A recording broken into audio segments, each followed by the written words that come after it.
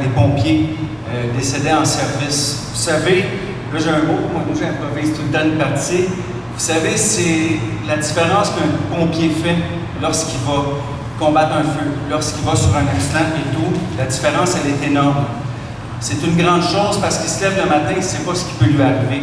D'ailleurs, lorsqu'il y a des décès, on s'en rend compte. Ce n'est pas un métier ordinaire.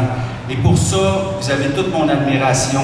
Évidemment, les deux personnes, les deux pompiers décédés ont mon admiration. Tous les pompiers qui ont travaillé à Farnham et ceux aussi présentement. Je vous le dirai jamais assez à quel point je suis admiratif de ce que vous faites. Vous savez, depuis la création officielle de sa première brigade de feu, parce qu'on appelait ça brigade de feu à l'époque, la ville de Farnham a malheureusement déploré 2 décès de pompiers en service. Des hommes de cœur, des hommes de passion, qui ont réalisé une carrière valeureuse, mais malheureusement connu une fin tragique. D'abord, il y a M. Philidor Gladu, chef pompier. M. Philidor Gladu, né en 1896, et M. Gladu a intégré la brigade en 1930. En novembre 1949, il se rend sur les lieux d'un incendie à la résidence de la famille Boutier. Ça, c'est voisin de l'école Sainte-Famille. Au cours de l'intervention, il inhale de la fumée et demande un arrêt de travail jusqu'à son décès d'un infarctus le 16 mars 1950 à l'âge de 53 ans. M. Gladu est exposé à l'hôtel de ville. Les funérailles civiques ont eu lieu le 20 mars 1950 et il est inhumé au cimetière Saint-Romuald. Ensuite, M. Normand Lafrance, chef adjoint, dont je salue aussi la famille, né le 16 juillet 1939. M. Lafrance se rend sur les lieux d'un accident de voiture mortel sur le rang de la gare à Sainte-Sabine le 5 août 1990 vers 13h15 pour des manœuvres avec des pinces de désincarcération. Il décède malheureusement sur les lieux d'une crise cardiaque à l'âge de 51 ans. M. Lafrance est exposé au salon funéraire des Ordiers et les funérailles ont eu lieu le 8 août 1990. Il est inhumé au cimetière Saint-Romuald. Une enquête du coroner a été tenue concernant son décès.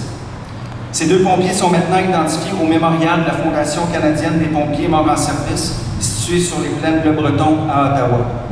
Alors vous comprendrez qu'elle est de soi qu'à Farnham, on fasse quelque chose pour ces 2 personnes-là. J'en parlais avec les familles tout à l'heure. On a un devoir de mémoire dans la vie. Le devoir de mémoire pour des gens qui, je le répète, ont donné leur vie pour sauver des vies. Et aux 2 familles, bien, vous allez pouvoir venir voir la plaque pour recueillir quand vous en aurez le besoin et l'envie, quand vous en ressentirez le besoin.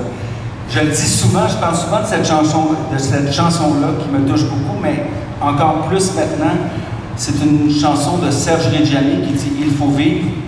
Et à la fin de la chanson, on dit « Quelque chose a changé pendant que nous passions ». Alors, ces choses-là ont changé pendant... Les pompiers ont passé pendant que vous passez aussi. Je vous salue encore bien bas. Tout le monde, merci beaucoup.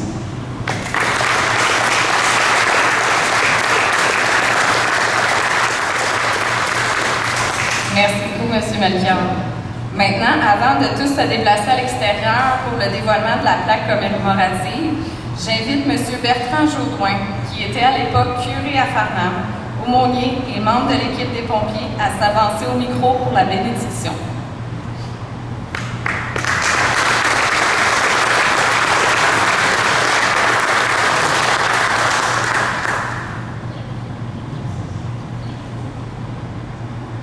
Quel bonheur d'être au cœur d'une même brigade. Je demande au Seigneur, bien sûr, de bénir cette plaque. Mais vous savez, les bénédictions, ça rebondit. Je suis sûr que la bénédiction que je vais demander au Seigneur va rebondir dans les 2 familles. Va rebondir dans la brigade. Oui, il faut que le Seigneur continue de se faire proche des 2 familles et de se faire proche de ceux qui, par service, se rendent auprès de ceux qui ont un problème de feu ou d'automobile.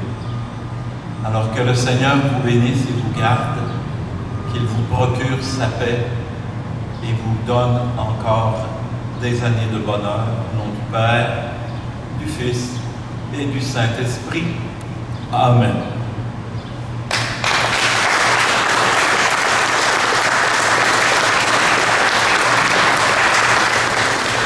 Merci beaucoup, M. Jourdouin. Maintenant, je vous inviterai à vous déplacer à l'extérieur pour vous rapprocher de la plaque. Nous conclurons la cérémonie avec 1 minute de silence à la mémoire des défunts.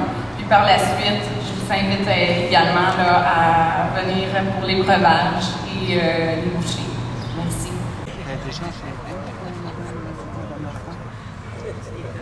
Oui, peut-être qu'on peut amener une chaise.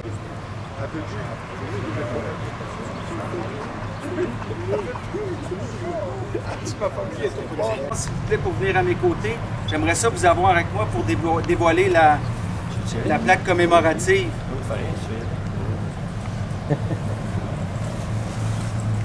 Alors, quand vous êtes prêts, donc on va dévoiler la plaque. Ensuite, on va prendre 1 minute de silence. Et suite à ça, je demanderai aux anciens et pompiers actuels de rester pour une prise de photo. Alors, on va dévoiler ça.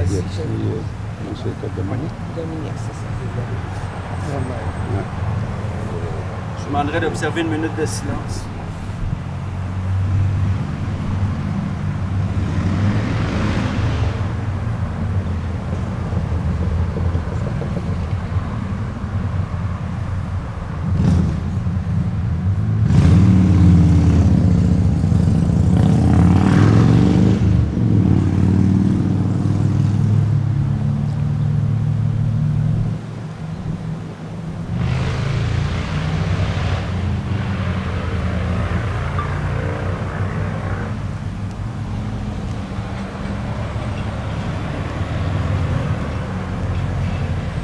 Merci tout le monde. Rendons hommage une dernière fois, s'il vous plaît.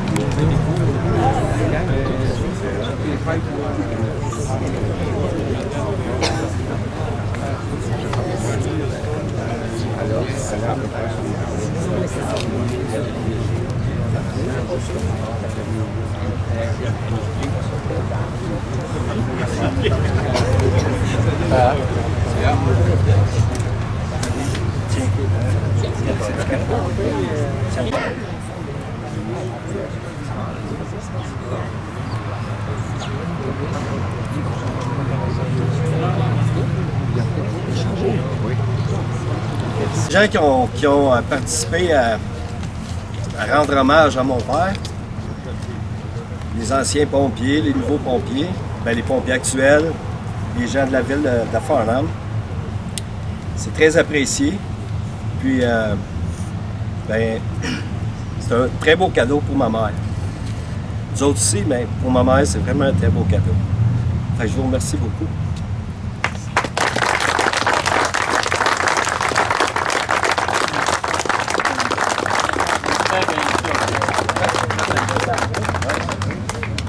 Là, je vais prendre une photo.